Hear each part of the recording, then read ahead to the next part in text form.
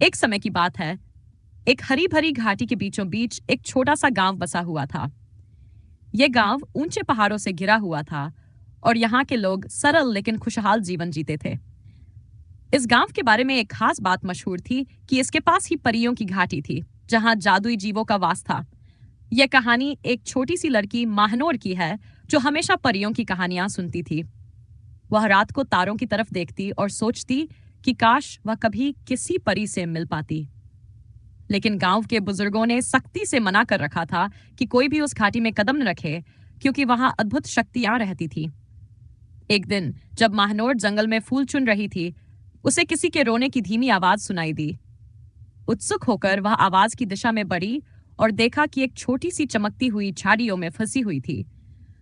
उसके नाजुक पंख कांटों में उलझे हुए थे और वह दर्द में कराह रही थी। महानोर ने नर्म हाथों से कांटों को हटाया और परी को आजाद कर दिया। परी ने मुस्कुराकर कहा, धन्यवाद, तुमने मेरी जान बचाई। मैं नोरलीन हूं, परियों की घाटी से आई हूं।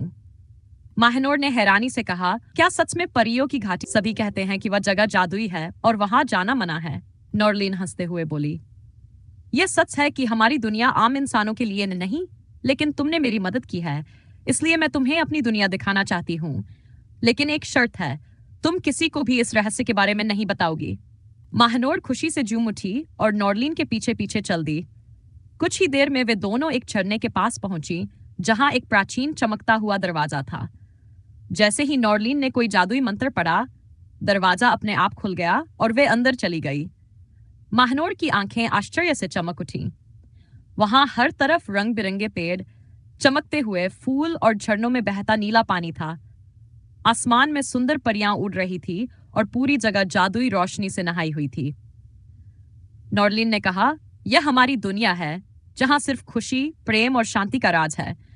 यहाँ कोई दुख नहीं, बस उजाला ही उजाला है। महानोर ने वहां बहुत समय बिताया, परियों के साथ खेली, उनके गीत सुने और जादुई बागों की सैर की।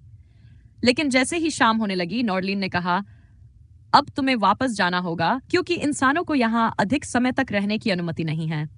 महानोर उदास हो गई, लेकिन नोरलीन ने उसकी हथेली पर एक चमकता हुआ पत्थर रख दिया और कहा, यह जादुई पत्थर है।